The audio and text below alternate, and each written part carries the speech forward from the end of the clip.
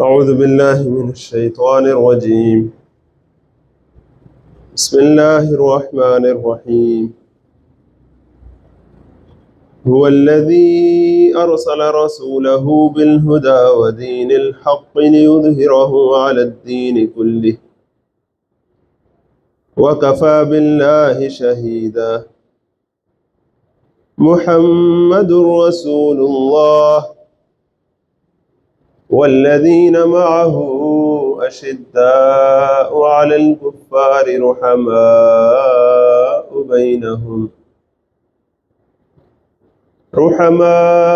بينهم تراهم ركعا سجدا يبتغون فضلا من الله ورضوانا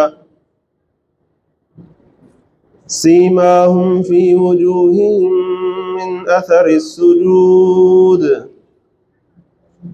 ذلك مثلهم في التوراة ومثلهم في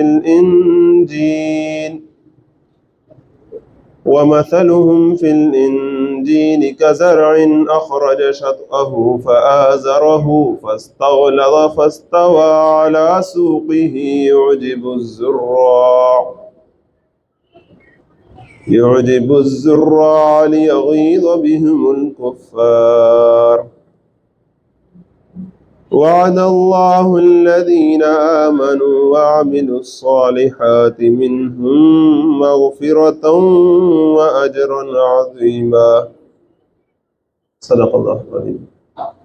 رب اشرح لي صدري ويسر لي أمري واحلل عقدة من لساني يفقهوا قولي واجعل لي وزيرا من أهلي. اللهم أرنا الحق حقا وارزقنا اتباعه وارنا الباطل باطلا وارزقنا اجتنابه.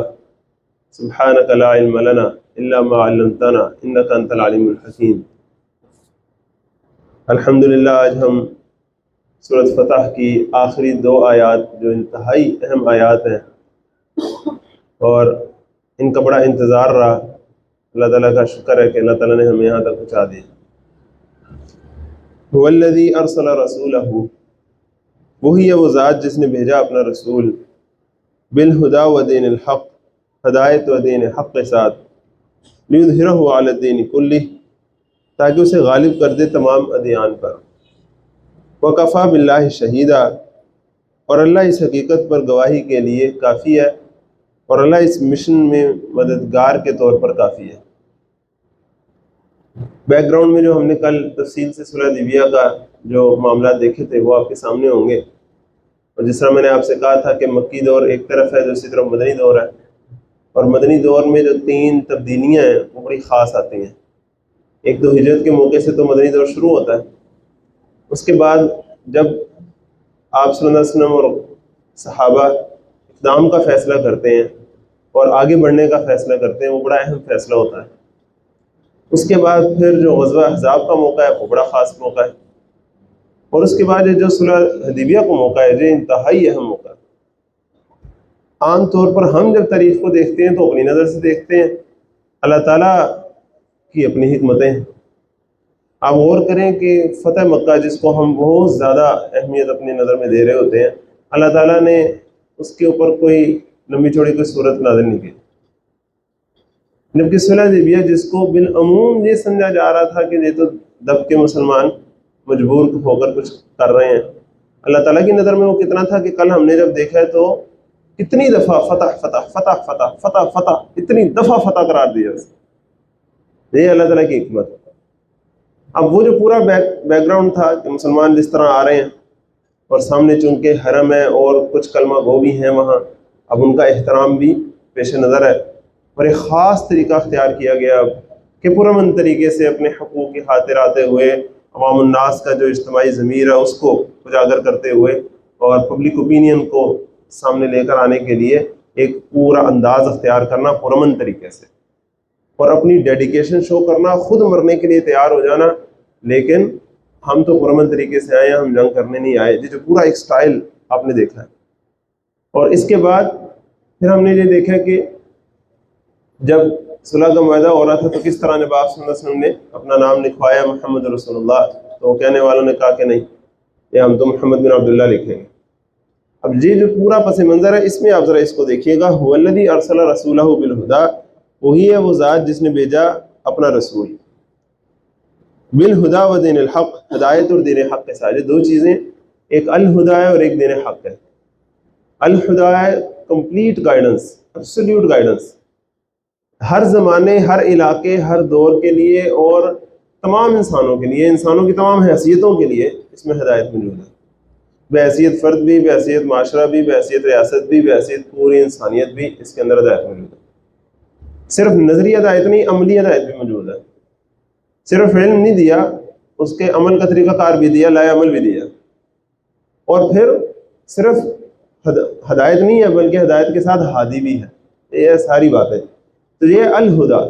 اور پھر ودین الحق، اور سچا نظام زندگی، زندگی گزارنے کا بہترین طریقہ اور دین کا جو وسیع تصور ہم اپنے ذہن میں بلڈ کر چکے ہیں. اللہ کا شکر ہے، امید ہے کہ آپ اسے اپنے ذہن میں بار بار تازہ کر رہے ہوں گے کہ کس طرح ایک فرد اور اس کے افکار و نظریات اور اس کے عقائد اور پھر اس کا بیہیویئر، خواہ وہ اپنے رب کے ساتھ عبادات کی صورت میں ہو یا معاشرے کے ساتھ مختلف رسومات اور لین دین کی صورت میں ہو، ایک فرد کا ہی تعلق ہے نا.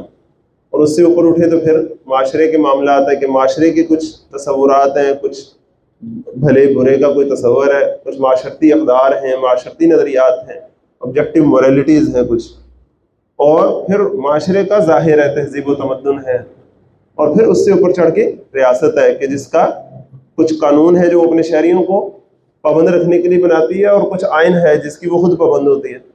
اور پھر اس سے اوپر چلیں تو عالمی نظام ہے جس میں ساری ریاستیں مل جل کر رہتی ہیں. تو یہ پورا جو نظام زندگی ہے، یہ پورا اللہ تعالیٰ نے آپ کو مجھے دیا اور سچا دیا، حق دیا. حق دیا جو حقیقی ہے، جو سچا ہے، مبنی بر عدل ہے، اللہ تعالیٰ نے ایسا دیا. لیظہرہ علی الدین کلہ، اور اپنے رسول کو کیوں بھیجا؟ دو چیزیں دے کر.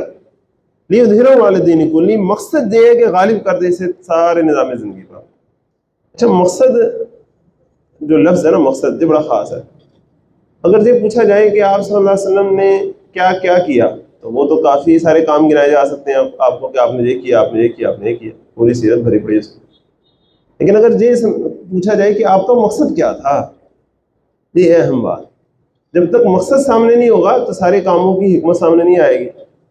تو اس آیت کو شاہ ولی اللہ رحمۃ اللہ علیہ فرماتے ہیں کہ قرآن مجید کا عمود ہے، ایکسس ہے. لیکن قرآن مجید کے عمود کے ساتھ ساتھ یہ صاحب قرآن صلی اللہ علیہ وسلم کی جو سیرت ہے، اس کا تو یہ عمود ہے ہی ہے. سیرت سمجھ آ ہی نہیں سکتی اگر یہ نہ سمجھ آئے بات بندے کو کہ آپ صلی اللہ علیہ وسلم کا مشن کیا تھا، مقصد کیا تھا. آپ صلی اللہ علیہ وسلم کیا مقصد صرف غریبوں کا خیال رکھنا اور بیواؤں اور یتیموں کی سرپرستی کرنا تھا؟ کیا مقصد صرف کچھ لوگوں کی اصلاح کر دینا تھا، انہیں اللہ تعالیٰ کے ساتھ جوڑ دینا تھا؟ کیا مقصد صرف دعوت و تبلیغ تھا؟ کیا مقصد صرف تربیت تھا؟ کیا مقصد صرف تزکیہ تھا؟ کیا مقصد صرف اچھے رسوم و رواج کو رواج دینا تھا؟ کیا مقصد صرف اچھے قوانین کو نافذ کرنا تھا؟ مقصد تھا کیا؟ یہ تو سارے کام تھے نا. پھر کیا مقصد صرف برداشت کرتے رہنا تھا؟ کیا مقصد صرف لڑتے رہنا تھا؟ کیا مقصد صرف صلح کرتے رہنا تھا؟ یہ مختلف کام ہیں جو آپ کی سیرت میں آپ کو نظر آئیں گے. تو پہلے تو یہ فیصلہ کر لیں کہ مقصد یہ تھا جو قرآن مجید نے 3 دفعہ آپ صلی اللہ علیہ وسلم کے بارے میں بتایا کہ آپ صلی اللہ علیہ وسلم کا مقصد یہ تھا کہ وہ سچے نظام زندگی کو کل کے کل نظام زندگی پر غالب کرنا، اس الہدیٰ اور دین الحق کو علی الدین کلہ ہی پر غالب کرنا. اب اگر یہ مقصد تھا تو باقی سارے پھر کیا ہوئے؟ باقی سارے پھر ذریعے ہوئے. تو مقصد اور ذریعے میں فرق ہمارے سامنے ہونا چاہیے کہ مقصد تک پہنچنے کے لیے جو مختلف راستے ہوتے ہیں وہ مختلف ذرائع ہوتے ہیں.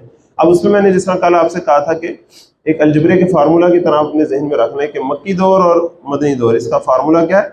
مکی دور کا فارمولہ یہ ہے کہ ہر جائز اور ممکن ذریعے سے دعوت، اپنا بیانیہ سامنے لوگوں کو پیش کرنا، قائل کرنا، مائل کرنا، جو آ گئے ہیں ان کی تربیت کرنا، جو نہیں آ رہے ان کے اوپر حجت پوری کرنا. جی ہے پورا کام مکی دور کا. ہر جائز اور ممکن ذریعے سے جو پوسیبل ذریعہ ہے اس میں سے غلط جو طریقے کے حصے ہیں وہ نکال کے باقی سارا استعمال کرنا.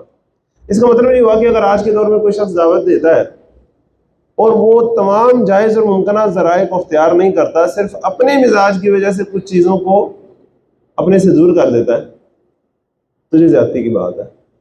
پھر وہ سنت کا جو مطلوب رویہ ہے اس کے اوپر نہیں آ رہا. ایک چیز اس کے لیے ممکن ہی نہیں ہے، وہ اور بات ہے، ایک چیز اس کے لیے ممکن ہے لیکن وہ اپنے مزاج سے کہ بس میں نے کیا کرنا، یہ تو طریقہ ہی ٹھیک نہیں۔ جس کو آپ صلی اللہ علیہ وسلم کی تعلیمات کی روشنی میں جس کو غلط قرار نہ دیا جا سکے تو اس کو اختیار کرنا ہے تم نے، یہ سنت ہے، اس کو اختیار کرنا سنت ہے، خام خواہ اپنے مزاج کی وجہ سے دور کر دینا درست نہیں ہے۔ دعوت کے موضوع پر یقین کیجئے مولانا اسرائیل صاحب کی کتاب ادھر میں نے دیکھی بھی ہے، دعوت دین اور اس کا طریقہ کار، انتہا ہے وہ، اس سے اوپر تو کیا جامعیت ہے اس کے اندر، تو وہ آپ ضرور پڑھیے، بالخصوص جو دعوت و تبلیغ کے کام میں لگنا چاہتے ہیں یا وہ یہ سوچتے ہیں کہ انشاءاللہ اللہ تعالیٰ انہیں توفیق دے گا، کبھی نہ کبھی وہ لگے جائیں گے، تو وہ ضرور اس کا مطالعہ کریں، بہت ہی کمال چیز ہے۔ اور پڑھنے کا رواج ہمارے ہاں کم ہو جاتا ہے، بالخصوص جب ہم سننا شروع کر دیتے ہیں لیکچرز اور ویڈیوز، اور اب تو کلپس کا زمانہ آ گیا، پھر جب کتابیں پڑھنا کم کر دیتے ہیں پھر ہماری فکر میں گہرائی پیدا نہیں ہوتی، پھر صرف سطحی سے کچھ معلومات اور ایک جذبہ، ایک وقتی جوش تو پیدا ہو جاتا ہے لیکن گہرائی پیدا نہیں ہوتی۔ تو وہ کتاب بڑی خوبصورت ہے، دعوت دین اور اس کا طریقہ کار، چھوٹی سی کتاب ہے، آپ 1-2 دنوں میں اسے پورا کر سکتے ہیں، ایک لحاظ سے سیرت کی بڑی بہترین کتاب ہے، فلسفہ سیرت پر۔ اب آ جاتے ہیں مدنی دور پر۔ مدنی دور میں کیا ہوا؟ مدنی دور میں یہ ہوا ہے کہ اس معاشرے اور ریاست کے استحکام اور بقا کے لیے، یہ الفاظ دیکھیے گا، استحکام اور بقا کے لیے ہر جائز اور ممکن ذریعہ جو ہو سکتا تھا وہ آپ نے استعمال کیا۔ اب جائز اور ممکن ذریعہ جسے ہم دونوں کو مکس کریں اگر الفاظ کو، تو ہم یہ کہہ سکتے ہیں کہ معروف ذرائع جتنے بھی تھے وہ استعمال کیے۔ اس زمانے میں جو جو چیزیں پوسیبل تھیں ان میں سے غلط چیزوں کو نکال دیا، صحیح چیزوں کو رکھ لیا۔ جس میں دعوت میں کیا کیا تھا کہ سارے کوئی صفحہ پر چڑھتے تھے نا، آپ بھی چڑھے، لیکن جو اس میں سے معیوب رویہ تھا اسے نکال دیا اور جو معروف رویہ تھا اسے اختیار کیا۔ اسی طرح یہاں لوگ وہاں جنگ کیا کرتے تھے، اس زمانے میں انسانی تمدن ابھی یہاں تھا کہ لوگ جنگ کر کے بزور بازو ایک دوسرے کے اوپر اپنے نظریے کو نافذ کیا کرتے تھے، اپنے طرز زندگی کو نافذ کیا کرتے تھے۔ آپ صلی اللہ علیہ وسلم نے بھی جنگ کا طریقہ اختیار کیا، اس سے تو کوئی انکار نہیں کر سکتا، لیکن اس جنگ کے طریقے میں بھی جو غلط پہلو تھے وہ نکال دیے۔ پہلی دفعہ جنگی اصول اسلام نے دیے، اس سے پہلے کوئی جنگی اصول ہی نہیں تھا ہوتا، جنگ میں ہر چیز جائز ہوتی تھی۔ پہلی دفعہ آپ صلی اللہ علیہ وسلم نے جب بھی کسی کو بھیجا تو کہا لا تغلوا لا تغدروا، پوری لمبی لا تمثلوا لا تقتلوا ولیدا، اور پوری لمبی حدیث ہوتی تھی کہ تم نے کسی کے ساتھ بھی جب کوئی معاہدہ کر لینا تو معاہدہ نہیں توڑنا، یہ پہلے سب سے کہتا، مومن معاہدہ نہیں توڑتا، زبان جب دے دی ہے پھر دے دی، سوچ سمجھ کے معاہدہ کرو، خام خواہ دب کے معاہدہ کرو ہی نہ، لیکن جب کر لیا پھر آپ اس کی پاسداری ضرور کرو، سوچ سمجھ کے فیصلہ کرو۔ اسی طرح دشمن اگر بھاگ رہا ہے تو اس کے پیچھے جا کے اس کو خام خواہ وہ سارے دشمنوں کو قتل کر دینا، یہ تمہارا مقصد نہیں ہے، تمہارا مقصد ہے کہ ان کے زور کو توڑ دیا جائے تاکہ پھر وہ عدل و انصاف کے دائرے کے اندر جب آئیں گے تاکہ ان کے دل جیت لیے جائیں، جو بندہ ہتھیار ڈال دے پھر اسے قتل نہ کرو۔ یہاں تک کہ عام جو جنگوں میں بتایا جاتا تھا کہ جب کوئی اپنے گھر کے اندر چلا جائے اور گھر کا دروازہ بند کر لے، اغلق علیہ بابو فہو آمن، تو وہ امن میں ہے۔ جب وہ کسی نے اپنا دروازہ بند کر لیا اس کا مطلب وہ آپ سے لڑنا نہیں چاہ رہا نا، جب وہ آپ سے لڑنا نہیں چاہ رہا، آپ کے سر پہ کھڑا نہیں ہوا تو آپ پھر اسے نہ ماریں۔ عورتوں کا نہ مارو الا یہ کہ وہ جنگ میں آئی ہیں اور لڑائی پر اتر آئی ہیں۔ بچے کو قتل نہ کرو، بوڑھوں کو قتل نہ کرو، زراعت کی جو زمین ہے، جو کھیتی باڑی ہے، جو کھیتیاں ہیں، جو درخت ہیں، ان کو آگ نہ لگاؤ، اور ان کی جو عبادت خانے ہیں ان کو مسمار نہ کرو۔ آبادیوں پر اندھا دھند چڑھ دوڑنا بالکل بغیر کسی تمیز کے کہ کون جو ہے وہ حربی ہے اور کون غیر حربی ہے، کون لڑنے آیا اور کون نہیں لڑنے آیا، یہ ساری چیزیں اسلام نے پہلی دفعہ بتائی ہیں۔ جہاں آج انٹرنیشنل ہیومینیٹیرین لا پہنچا ہے، غور کر کے بھی ایک تو پورا پہنچا نہیں، دوسرا برائے نام بس لکھنے کے لیے پہنچا ہے، جہاں مرضی ہوتی ہے وہ عراق کے ساتھ جو کرتے ہیں، افغانستان کے ساتھ جو کرتے ہیں ہمیں پتا ہے، وہ ساری چیزیں انہوں نے صرف لکھنے کے لیے لکھی ہیں، صرف اسلام نے لکھی نہیں تھی، اسلام نے یہاں لکھی تھی، اسلام نے کر کے دکھائی تھی۔ اللہ تعالیٰ ہمیں اس کو سمجھنے کی توفیق عطا فرمائے۔ تو قصہ مختصر کے مدنی دور میں ہر معروف ذریعہ اس زمانے کا اختیار کیا ہے، لیکن اس میں سے بھی نیگیٹو چیزیں نکال دیں، پازیٹیو چیزیں سے اسے اختیار کیا۔ ایک ماہر سرجن کی طرح سرجری کی، چیرا پھاڑا نہیں۔ اللہ تعالیٰ ہمیں سمجھنے کی توفیق عطا فرمائے۔ اب مدنی زندگی کے مختلف کام سے ان کو ذرا ایک نظر میں ذرا لے لیں، کیونکہ یہ عام طور پہ اگنور رہتے ہیں۔ ہم دعوت والی بات پہ تو ہمیں پتہ ہوتا ہے کہ دعوت کے سارے ذرائع استعمال کیے، ادھر ہم ایک آدھے ذریعے کو پکڑ کے تو پھر باقی سب کی نفی کرنے پر مجبور ہو جاتے ہیں، یا اسے وقت کے تقاضے کے مطابق نہیں ہے قرار دے دیتے ہیں۔ یہ سب چیزیں اہم ہیں، ان کو ذرا غور کیجیے۔ معاہدہ کر کے رہنا پڑے پرامن طریقے سے، اوکے۔ ایک بندہ بھیجنا پڑے کہیں سفیر کے طور پر، اوکے۔ کوئی جماعت بھیجنی پڑے دعوت و تبلیغ کے لیے بھیجی جا سکتی ہے. اگر ایک دستہ بھیجنا پڑے لڑائی کے لیے بھیجا جائے گا. پورے سارے مل کے ایک لشکر لے کے نکلیں گے، ہاں نکلیں گے. سارے آ جائیں گے، محاصرہ کر لیں گے، ڈٹ کے دکھانا پڑے گا، دکھائیں گے. ایک بندے کو بھیج کے کسی ایک بندے کو قتل کروانا پڑے گا، جسے آج کی زبان میں ٹارگٹ کلنگ کہتے ہیں، تو ہاں کروانی پڑے گی، تو وہ بھی کروائیں گے. کروائیے، کیوں نہیں کرائی؟ دیکھیں سیرت میں جو باطل کے سرغنے بنے ہوئے ہیں ان کو پھر کچلنے کے لیے جو معروف طریقہ ہوگا، جائز طریقہ ہوگا مجرموں کو اپنے انجام تک پہنچانے کا، وہ اختیار کیا جائے گا. اور عدل و انصاف کے قیام کے لیے اور اپنے اس پاکیزہ معاشرے اور اس عادلانہ ریاست کے قیام اور اس کے استحکام کے لیے جو جائز اور معروف ذریعہ ہوگا وہ اختیار کیا جائے گا. اب اس میں یہ سارے ذرائع کے ساتھ ایک ذریعہ اس کو بھی سمجھ لیں جو صلح حدیبیہ کے طور پر اختیار کیا گیا، کہ اگر پرامن طریقے سے غیر مسلح ہو کر، منظم ہو کر، تربیت یافتہ ہو کر اپنے حقوق کی خاطر آگے بڑھتے ہوئے آنا، بغیر خون بہائے اپنا پوائنٹ ریز کرنا اور اگلوں پر ثابت کرنا اور اگلوں کو اپنی ٹیبل پر لے کر آنا، یہ کرنا ہوگا تو یہ بھی کریں گے. اب یہ کیوں ہے بھلا؟ ذرا غور کریں. یہ اس لیے ہے کہ آپ صلی اللہ علیہ وسلم اسوہ حسنہ قیامت تک کے انسانوں کے لیے، قیامت تک کے ادوار کے لیے. مختلف زمانے میں مختلف طریقے ان کی ضرورت پڑے گی. تو جس طرح آپ صلی اللہ علیہ وسلم کی فرد کی حیثیت میں جو لائف ہے اس میں ایک ورائٹی ہے نا، اسی طرح آپ کی جو تحریکی زندگی ہے اس میں بھی ایک ورائٹی ہے، تاکہ ہر دور کے، ہر معاشرے میں رہنے والے، ہر ملک میں رہنے والے اپنے اپنے ملک کے حوالے سے اس سے اسوہ حسنہ حاصل کر سکیں. اب دیکھیں نا، افغانستان ہمارے پڑوس میں ہی ملک ہے، لیکن افغانستان کے لیے اور ہمارے پاکستان کے لیے تحریک کا ایک ہی انداز بالکل بھی نہیں ہو سکتا. جیسے ہر کوئی پتہ، کوئی بھی نہیں کہتا کہ ایک ہو سکتا، لیکن ہمارے نبی رسول تو ایک ہی ہے نا. تو ہمارے نبی رسول کی سیرت میں تو ایسی ساری باتیں ہونی چاہیے تھی نا کہ ہمارے لیے بھی ہدایت ہو، ان کے لیے بھی ہدایت ہو، ہمارے لیے بھی اسوہ حسنہ ہو، ان کے لیے بھی اسوہ حسنہ ہو. اور یہی ہے تو آپ صلی اللہ علیہ وسلم کی سیرت کا کہ رہتی دنیا تک جتنی بھی سچویشنز پاسبل ہو سکتی ہیں نا، ان سب کے لیے رہنمائی اس کے اندر موجود ہے. اللہ تعالیٰ ہمیں اس کو سمجھنے کی توفیق عطا فرمائے. اب یہ تو تھے سارے ذرائع. مقصد کیا ہے؟ دین کا غلبہ ہے، حق کا غلبہ ہے، ظلم کا خاتمہ ہے، باطل کا خاتمہ ہے. اللہ تعالیٰ ہمیں اس کو اپنا مقصد بنانے کی توفیق عطا فرمائے. اب آخری بات کیا ہے کہ آگے چلتے ہیں اس سورت سے، اس آیت سے. اب دو سچویشن ہو سکتی ہیں، یا تو پھر سے اس طرح کی جماعت آ جائے جو اتنی ہمگیریت رکھتی ہو، اتنی جامعیت رکھتی ہو، اتنا اعتدال رکھتی ہو کہ سارے کام اپنے اپنے وقت پر کرنے کی صلاحیت رکھتی ہو. ایسا ہو جائے تو اچھا تو بہت ہے، سارے ہی چاہتے ہیں. آپ کو مجھے اگر ایسا مل جائے تو ہمیں اور کیا چاہیے.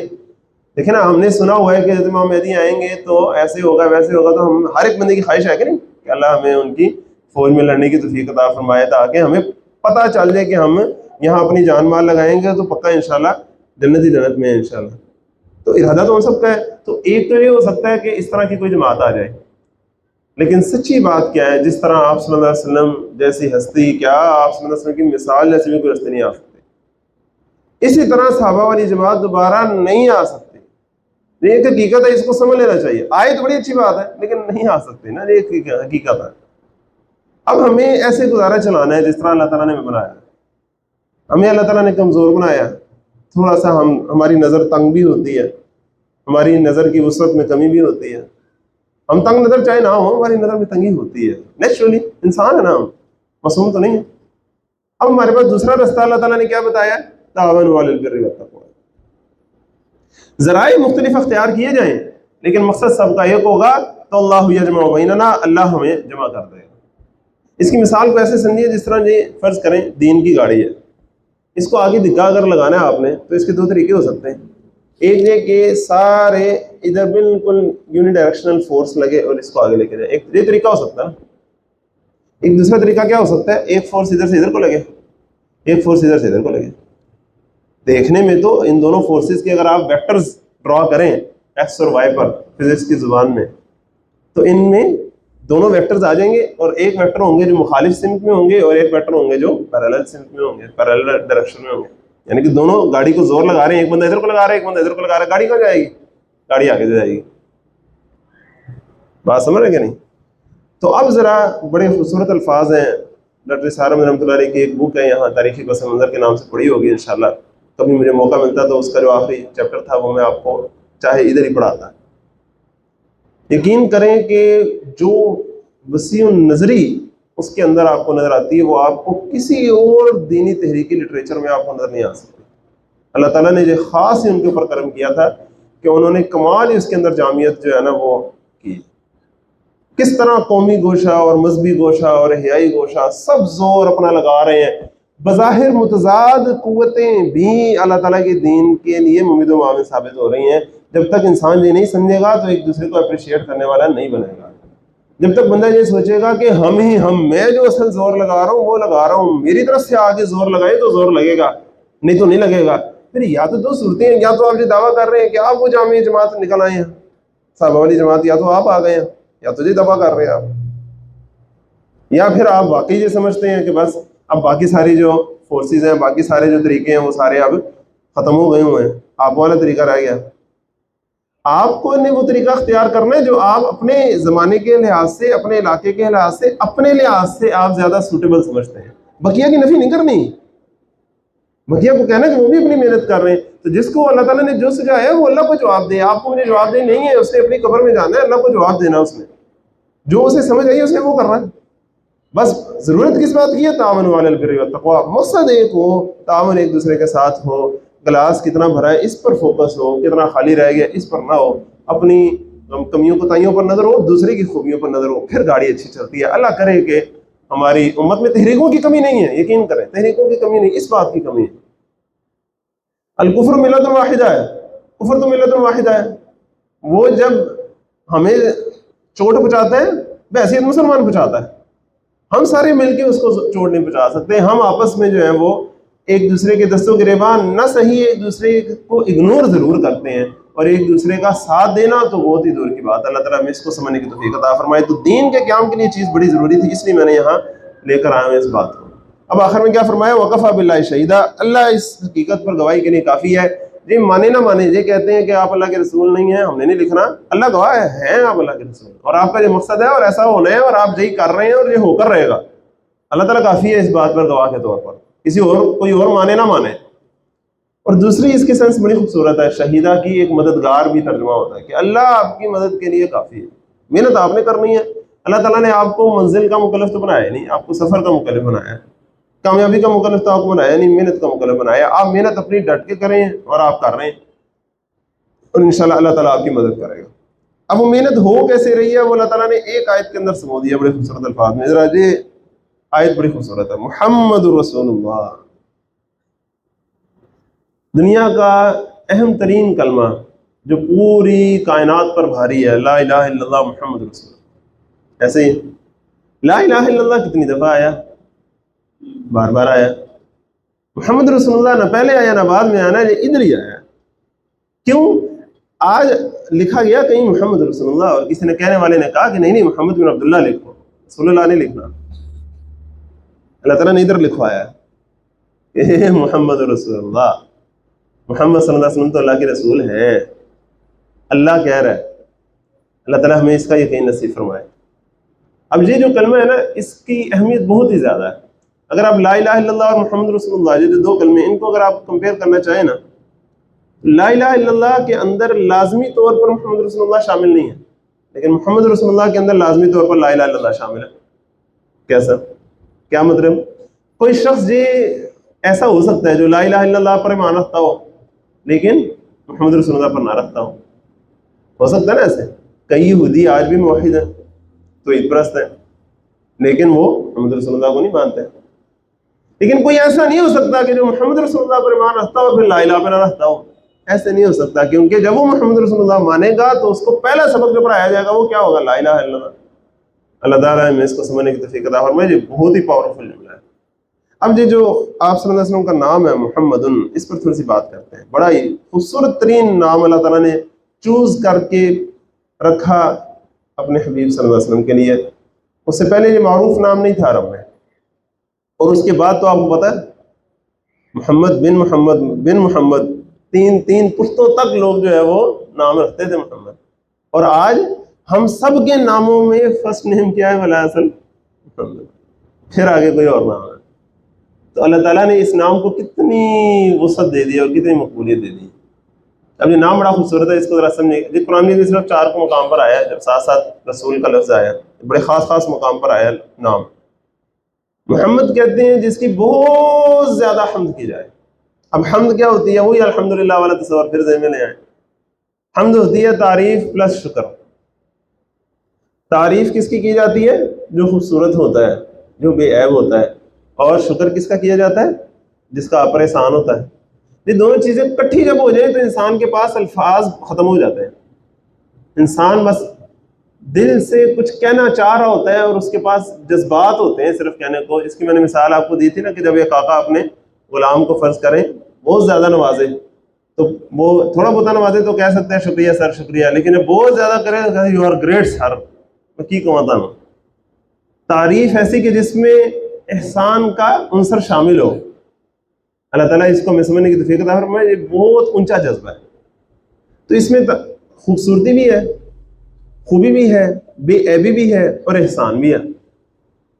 یعنی کہ آپ صلی اللہ علیہ وسلم کی خوبیاں، محمد نام یہ بتا رہا ہے کہ آپ سے زیادہ خوبی والا کوئی نہیں ہے.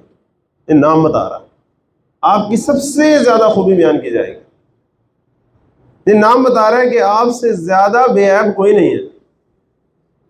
کیونکہ اللہ تعالیٰ نے جتنی بھی مخلوقات بنائی ہیں ان میں سے جو اللہ تعالیٰ نے رسول بنائے ہیں انہیں اللہ تعالیٰ معصوم بناتا ہے، اور پھر ان میں سے جو سب سے بڑے رسول ہیں ان کی معصومیت اور بے عیبی اور پرفیکشن کا کوئی اندازہ کر سکتا ہے. بے عیبی دو طرح کی ہے نا.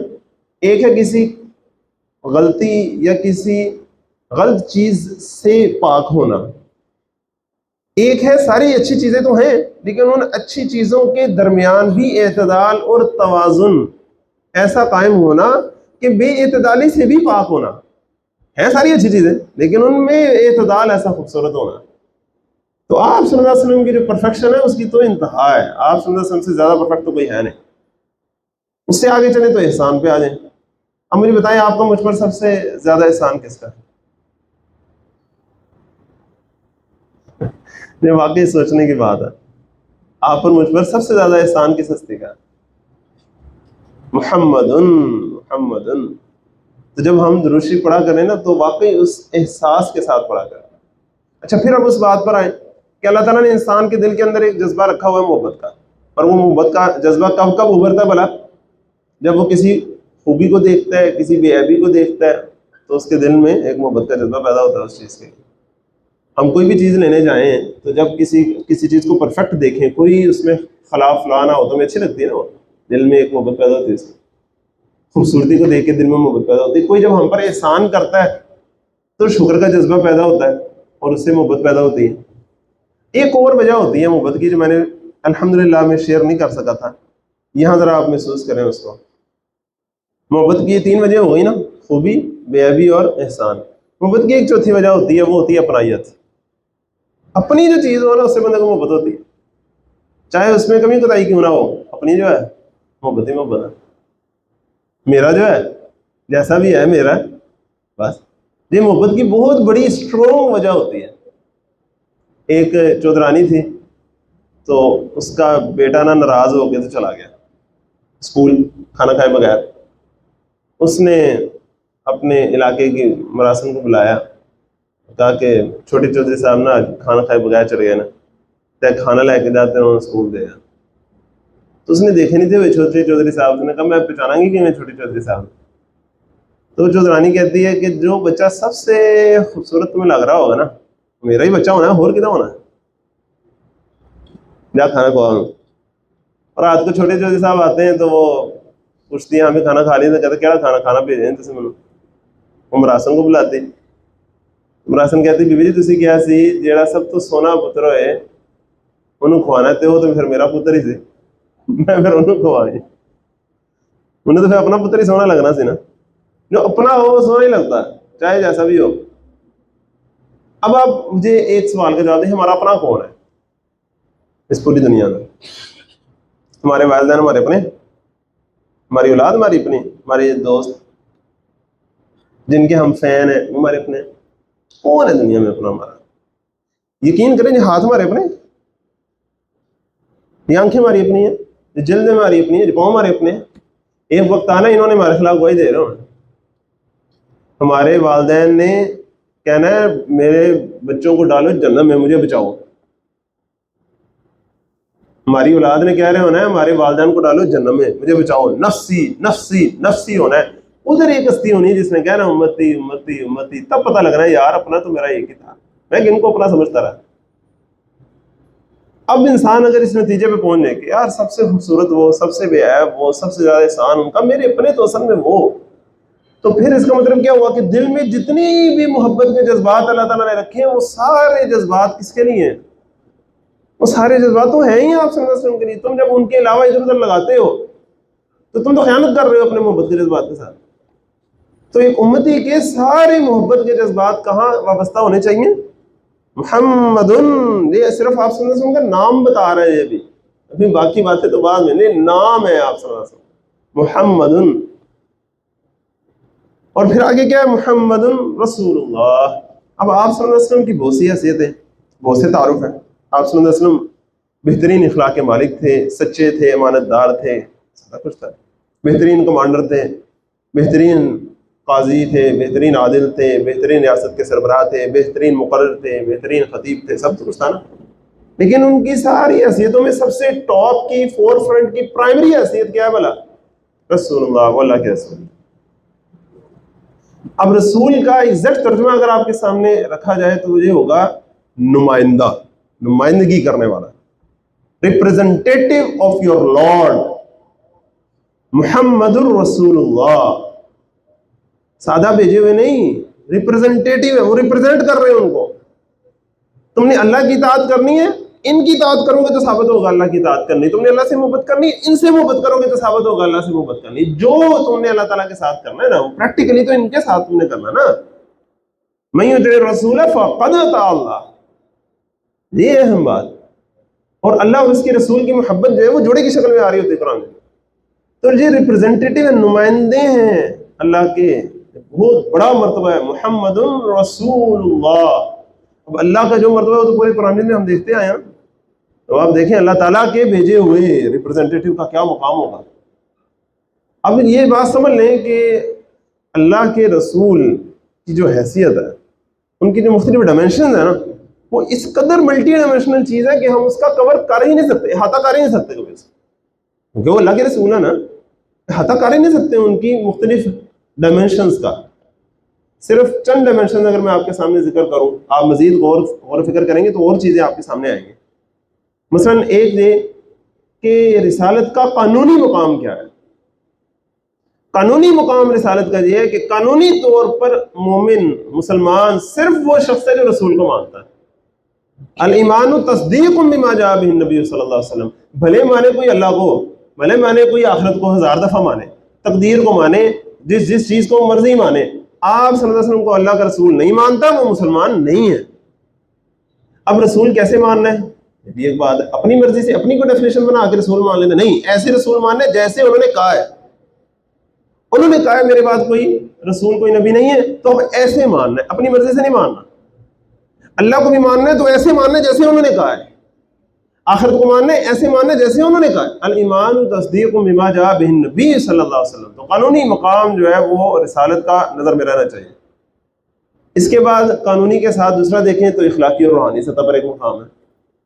روحانی مقام رسول کا کیا ہوتا ہے؟ ایک ہے ہمارا یہ جسم، جس کی ضروریات اس مٹی سے آئیں، ہم نے اسی مٹی میں چلے جانا ہے۔ ایک ہے ہماری روح جو اوپر سے آئی اور اس کی ضروریات بھی اوپر سے آتی ہیں۔ تو اس جسم نے اپنی منزل پہ چلے جانا ہے، اس روح نے بھی پھر اپنی منزل پر جانا ہے۔ یا ایھا النفس المطمئنہ ارجعی الی ربک راضیۃ مرضیہ فادخلی فی عبادی وادخلی جنتی۔ اب مجھے آپ بتائیں اس روح کو اپنے مقصد تک کس نے پہنچانا ہے؟ خود پہنچ جائے گی؟ نہیں، اس روح کو اپنے مقصد تک پہنچنے کے لیے جس ذریعے اور راستے کی ضرورت ہے وہ کون ہے؟ وہ اللہ کا رسول ہوتا ہے۔ اللہ تعالیٰ ہمیں سمجھنے کی توفیق عطا فرمائے۔ آپ صلی اللہ علیہ وسلم کا روحانی مقام کیا ہے بھلا؟ کہ ہماری روح کا جو اصل مقام ہے وہاں تک پہنچنے کے لیے رسالت ایک اہم حیثیت رکھتی ہے۔ پھر دیکھیں رسالت کا ایک علمی مقام ہے۔ العلم علمان، علم دو طرح کے ہوتے ہیں، علم الابدان و علم الادیان۔ ایک فزیکل چیزوں کا علم ہے اور ایک دین کا علم ہے۔ یہ دو علم ہم سورۃ بقرہ میں پڑھ کر آئے تھے نا، جب حضرت آدم علیہ السلام کو خلافت سے نوازا گیا تھا۔ اب ایک تو ہے فزیکل سائنسز کا علم، وہ تو اللہ تعالیٰ نے اندر ودیت کر دی ہے۔ یہ جو دوسرا علم ہے نا، وحی کا علم، یہ رسالت کے واسطے سے آتا ہے، رسالت کے ذریعے سے آتا ہے، اور یہ علم اتنا ضروری ہوتا ہے کہ اس دوسرے علم کو گائیڈ کرنا اس کی ذمہ داری ہوتی ہے. یہ علم نہ ہو تو دوسرا علم جو ہے وہ انسانیت کے لیے فساد کا ذریعہ بن جاتا ہے. ظہر الفساد فی البر والبحر بما کسبت ایدی الناس کی کیفیت پیدا ہو جاتی ہے. وہاں تک انسان پہنچ جاتا ہے جہاں آج ہم پہنچ رہے ہیں کہ کائنات تباہی کے دانے پہ پہنچ جاتی ہے اگر رسالت کے ذریعے جو علم آتا ہے اس کا انکار کر دیا جائے. پھر رسالت کا ایک عملی مقام ہوتا ہے. کون سا عمل صالح ہوتا کیا ہے؟ نیکی ہوتی کیا ہے؟ عمل صالح وہ ہوتا ہے جو سنت نے آپ کو مجھے بتایا. سنت ہی بتائے گی یہ کام اچھا ہے یہ کام برا ہے. سنت ہی میں یہ بتائے گی کہ یہ کام اچھا تو ہے لیکن کتنا اچھا ہے، کس حد سے آگے بڑھ کر یہ اچھا نہیں رہتا، اور یہ اچھا ہے تو یہ زیادہ اچھا ہے یا یہ زیادہ اچھا ہے، ان دونوں میں سے زیادہ اچھا کون سا ہے، پہلے کون سا ہے بعد میں کون سا ہے. ساری چیزیں میں کون بتائے گا؟ وہ رسالت بتائے گی.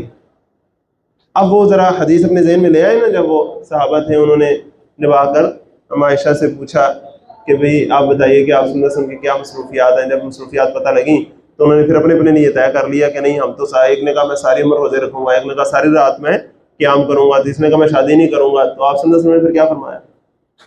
میں تم سب سے زیادہ متقی ہوں. اور پھر اس کے آخر میں فرمایا من رغب عن سنتی فلیس منی، کہ جو میری سنت سے منہ پھیرتا ہے اس کا مجھ سے کوئی تعلق نہیں. تو عمل اللہ تعالیٰ کے راستے میں کون سا مقبول ہوتا ہے؟ جو اس ڈیفینیشن کے مطابق ہوتا ہے. تو رسالت کا علمی مقام ہے، عملی مقام ہے، اس کا روحانی قانونی مقام ہے، بہت سے مقام ہے اس کا. اور ابھی کچھ ایسے مقام ہیں جو آگے آئیں گے انشاءاللہ اگلی صورت. تو یہ محمد الرسول اللہ بہت وسیع جملہ ہے یہ، اور اللہ تعالیٰ سے دعا ہے کہ اللہ تعالیٰ ہمیں اس پر فوکس کرنے کی توفیق عطا فرمائے. شیطان کا اصل بلا مقصد کیا ہے آج؟ شیطان علامہ اقبال کی کلام کی روشنی میں اگر آپ دیکھیں تو ان کی زندگی کا آخری کلام جو ہے وہ ارمغان جاز میں ہے. ارمغان جاز میں ابلیس کی مجلس شورا آپ سب نے دیکھی ہے. ابلیس کی مجلس شورا جہاں اینڈ ہوتی ہے، اور آپ کو پتا ہے کہ یہ وہ نظم ہے کہ جو ان کی زندگی کے بعد شائع ہوئی ہے. ارمغان جاز میں ہی ایک نظم ہے چھوٹی سی، ابلیس کا اپنے سیاسی فرزندوں کے نام پیغام. ابلیس کا پیغام اپنے سیاسی فرزندوں کے نام. اب ابلیس اپنے سیاسی فرزندوں کو جو پیغام دے رہا ہوتا ہے نا، اس میں جو کلاسیکل ٹاپ کا انہیں مشورہ دیتا ہے نا ابلیس اپنے سیاسی فرزندوں کو، وہ کیا کہتا ہے کہ یہ پوری دنیا کے اوپر تو ہم نے اپنا تسلط قائم کر لیا، یہ جو ایمان والا ہے نا محمدی ایمان والا، یہ ہمارے قابو میں نہیں آ رہا. تو اس کو قابو میں کرنے کا ایک ہی طریقہ ہے، وہ فاقہ کش جو موت سے ڈرتا نہیں ذرا. یہ فاقہ کش ہے، فاقہ کش لیکن موت سے ڈرتا نہیں ذرا، پیٹ میں پتھر باندھ لیتا ہے ڈرتا نہیں. روح محمد اس کے بدن سے نکال دو، اس کے بدن سے روح محمد کسی طرح نکال دو. آپ صلی اللہ علیہ وسلم کا عشق، آپ کی محبت اس کے دل سے نکال دو، باقی پھر ہم سے نبڑ لیں گے، پھر اس کے پیچھے اس کے پلے پھر کچھ نہیں ہے. تو اصل میں شیطان کا اصل ہدف، ابلیس کا اور ابلیسی قوتوں کا اصل ہدف یہ ہے کہ آپ صلی اللہ علیہ وسلم کے ساتھ تعلق جو ہے وہ کمزور پڑ دے. اور ہمارا آخری سہارا یہ ہے بھائی، ہمارے پاس پلے کچھ واقعی کچھ نہیں، ہمارے پاس کیا رہا ہے؟ نہ دنیا میں عزت ہے، نہ کوئی مقام ہے، نہ ہماری معیشت، نہ سیاست، نہ کچھ بھی تو نہیں ہے ہمارے پاس، نہ اخلاقی دیوالیاں ہمارا نکل گیا. آخری چیز کیا ہے کہ واقعی آپ صلی اللہ علیہ وسلم کا جو نام ہے ہمارے دلوں میں، جو ان کی یاد ہے ہمارے پاس، جو ان کے ساتھ ایک تعلق ہے، وہ کم نہ ہونا پائے. تو محمد رسول اللہ، اس پر یقین رکھیں. شیطان مختلف طریقے سے حملہ کر کے ہمیں اس چیز سے دور کرنے کی کوشش کرے گا. وہ مسٹر کو اور طریقے سے ورگلائے گا، مولوی کو اور طریقے سے ورگلائے گا.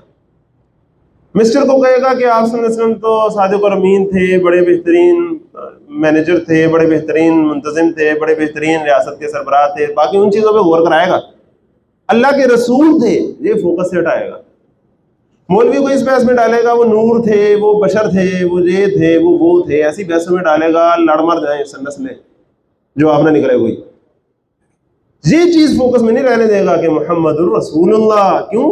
جب رسول ہے تو رسول کا تو ایک مشن ہوتا ہے. جب نمائندے ہیں اللہ تعالیٰ کے ریپرزنٹیٹیو ہیں تو وہ تو پھر مشن لے کر آئے ہیں. وہ مشن پچھلی آیت میں آ گیا، وہ الذی ارسل رسولہ بالہدی ودین الحق لیظہرہ علی الدین کلہ.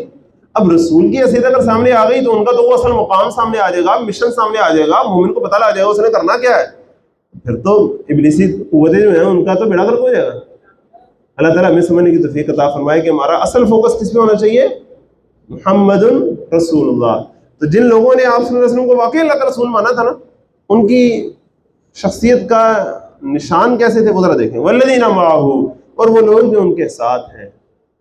دیکھیں عام طور پر ہوتا ہے والذین آمنوا معہ، ایسا ہی، لیکن یہاں آمنوا کے بجائے ڈائریکٹ معہ ہوا کہ زبانی کلامی ایمان نہیں، پھر ان کے ساتھ. امتی تو وہ ہوتا ہے نا جو اپنے رسول کے مشن میں ساتھ ہوتا ہے، یہی پڑھتے آئے ہیں نا. زبانی کلامی تو امتی نہیں ہوتا، امتی پھر پریکٹیکلی مشن میں ساتھ ہوتا ہے. آتا ہے جب وہ شہر کے دوسرے پرلے کنارے سے دوڑتا ہوا تو آگے یہ نہیں کہتا کہ آپ کی قوم آپ کی بات نہیں مانتی، ان کو چھوڑیں میں بس آپ کے ساتھ ہوں. نہیں، وہ کھڑا ہو کے مشن میں ساتھ دیتا ہے. تو والذین معہ جو آپ کے ساتھ ہیں. اللہ تعالیٰ ہمیں بھی آپ صلی اللہ علیہ وسلم کا ساتھ دینے کی توفیق عطا فرمائے تاکہ ہم آپ کے ساتھ ہو جائیں. ساتھ ہونا چاہتا ہے آپ صلی اللہ علیہ وسلم کے، ہم میں سے سارے چاہتے ہیں کہ ساتھ ہو جائیں. اب پتہ ہے آپ صلی اللہ علیہ وسلم بھی کچھ لوگوں کے ساتھ ہونا چاہتے تھے. ایک تو ہم کچھ چاہ رہے ہیں نا آپ صلی اللہ علیہ وسلم کے ساتھ ہونا، کچھ لوگ تھے ان کا کیا مقام ہوگا کہ آپ صلی اللہ علیہ وسلم ان کے ساتھ ہونا چاہتے تھے. اپنے صحابہ سے ایک دفعہ فرمایا کہ میری خواہش ہے کہ میں اپنے بھائیوں سے ملاقات کروں. آپ صحابہ نے فرمایا آپ ہم آپ کے بھائی نہیں. کہا نہیں تم تو میرے صحابہ ہو نا، لیکن کچھ لوگ ہوں گے جو تمہارے بعد آئیں گے، انہوں نے مجھے دیکھا نہیں ہوگا.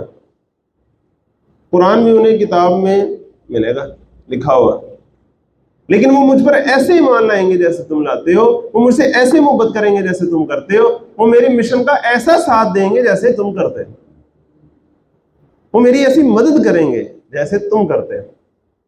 اللہ تعالیٰ ہمیں ان لوگوں میں شامل فرمایا. پھر آپ سے پتہ ہے کیا فرمایا کہ جس کی ملاقات میرے بھائیوں سے ہو جائے انہیں میرا سلام کہنا، انہیں میرا سلام کہنا. ایک دو ہے ہم درود السلام بھیجتے ہیں، آپ صلی اللہ علیہ وسلم نے سلام بھیجا اپنے ایسے ساتھیوں پر، اپنے ایسے بھائیوں پر. اللہ تعالیٰ ہمیں ایسے لوگوں میں شامل فرما. والذین معہ، اب ان کی شخصیت کے کردار کے جو مختلف نشانات ہیں وہ دیکھیں. اشداء علی الکفار، وہ کافروں پر بڑے زور آور ہیں.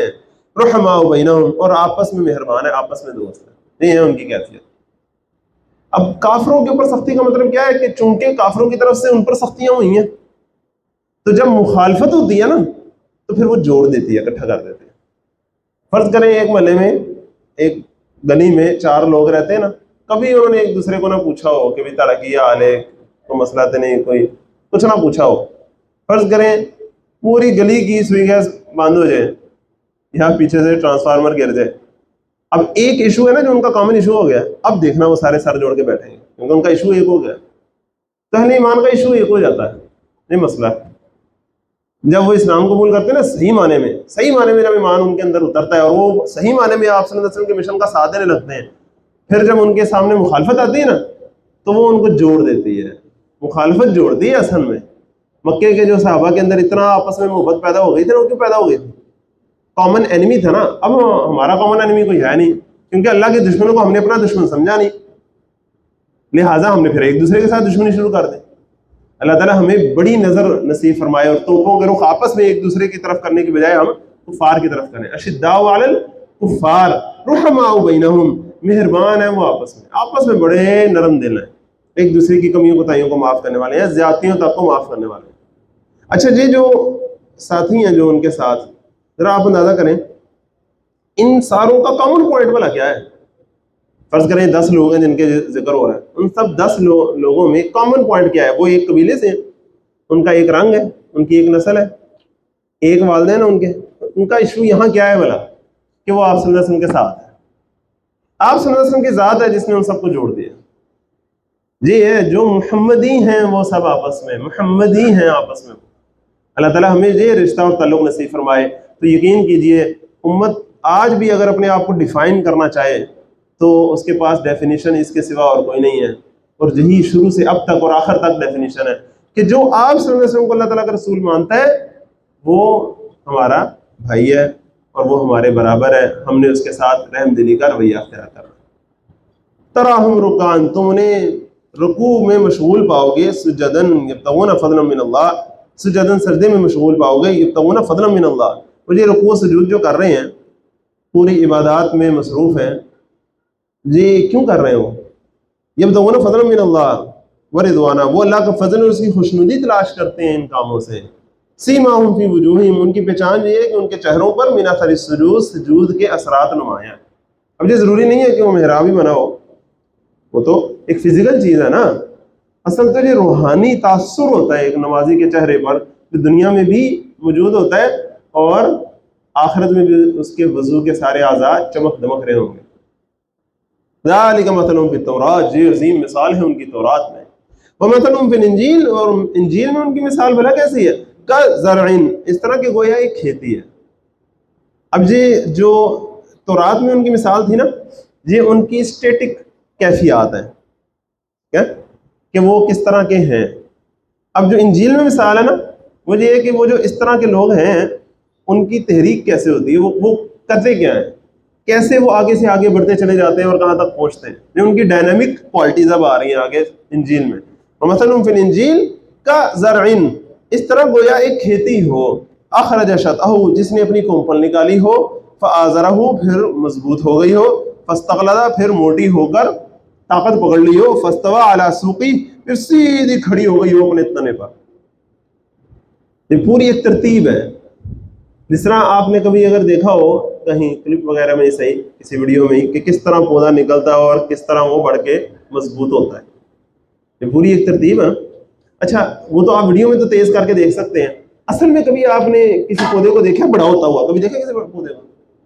تو پودا آپ لگا لیں، روز دیکھو، کبھی دیکھا بڑا ہوتا؟ نظر نہیں آتا، ہو جاتا ہے، پتہ ہی نہیں لگتا، ہو جاتا.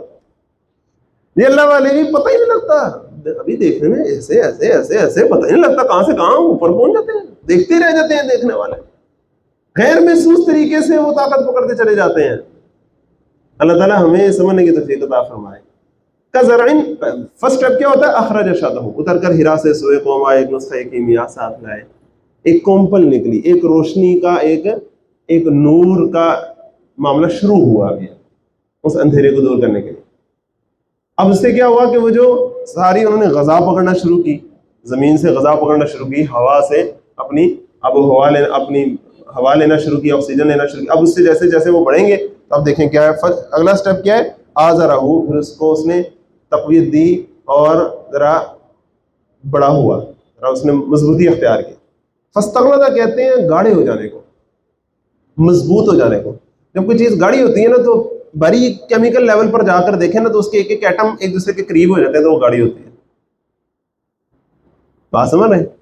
تو وہ کونپل نکل کے بڑی بھی ہو رہی ہے اور آپس میں بالکل منظم ہو کر اب کٹھی ہو رہی ہے، ایک صف در صف وہ کٹھی ہو رہی ہے، گاڑی ہو رہی ہے. اور آگے کیا ہے؟ فاستویٰ. اب استوا کا لفظ یاد ہے ہم نے پڑھا تھا، ثم استویٰ علی العرش پہ، کہ کس طرح گھوڑ سوار جب پوری طرح دوڑا رہا ہوتا ہے اور اس کو اپنے پورے قابو میں اس نے کیا ہوتا ہے تو اس کو کہتے ہیں استوا.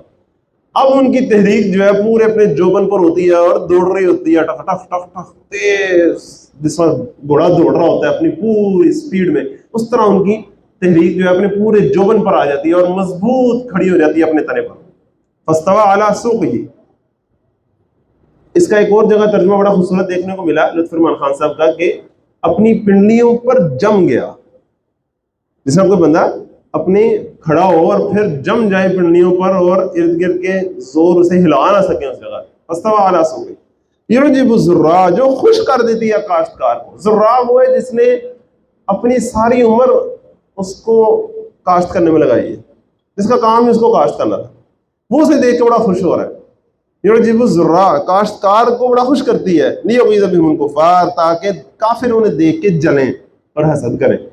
اور یہ کیفیت تھی آپ صلح حدیبیہ کے بعد کے موقع کی کہ جب آپ صلی اللہ علیہ وسلم کتنا خوش ہوئے ہوں گے. آپ اندازہ کریں جب 1400 صحابہ نے ہاتھ میں بیعت لی ہوگی، کتنا خوش ہوئے ہوں گے آپ.